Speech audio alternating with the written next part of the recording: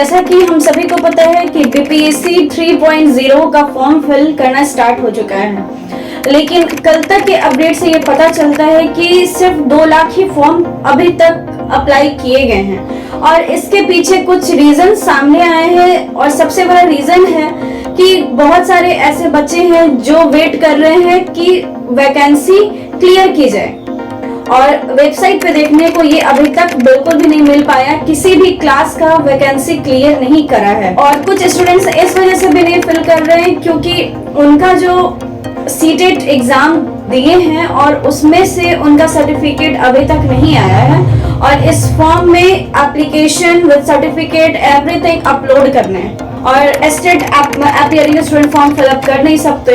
तो इस तरह के कुछ कारणों की वजह से बच्चे जो है वो फॉर्म फिलअप करने में असक्षम हो रहे हैं। और जैसा कि सभी को पता है कि इस एग्जाम का जो डेट है वो 7 से लेकर 17 मार्च तक निर्धारित किया गया है, लेकिन 100 तो नहीं बोल सकते, लेकिन हाँ 95% ये अनुमान लगाया जा रहा है कि जो फॉर्म फिलिंग के जो डेट हैं उसे एक्सटेंड करा जाएगा। कुछ परसेंट चांसेस देखने को मिल रही है कि हो सकता है, not sure, but exam date extend हो सकते हैं। वो इसलिए क्योंकि चुनाव आने वाले हैं, और जिस दिन भी ये चुनाव का डेट अनाउंस हो जाती है तो आप लोगों का एग्जाम डेट जो है वो एक्सटेंड कर दिए जाएंगे।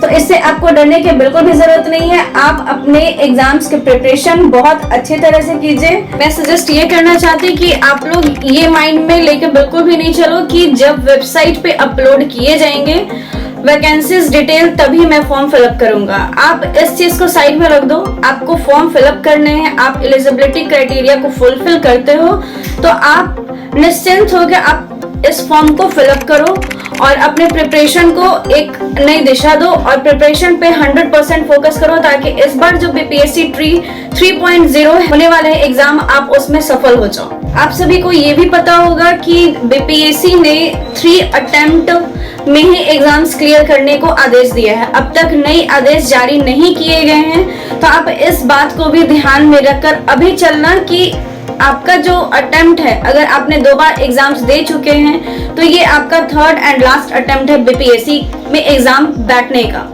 तो ये सारे कुछ पॉइंट्स हैं जो आपको ध्यान में रखने हैं, और अगर ये आपका लास्ट अटेम्प्ट है तो आप भी अवेयर रहिए। आप अपने एग्जाम्स में 100% पॉसिबिलिटी रखिए कि इस एग्जाम में आप बिल्कुल भी क्लियर कर लोगे और रिजल्ट आपके हाथ में होगी।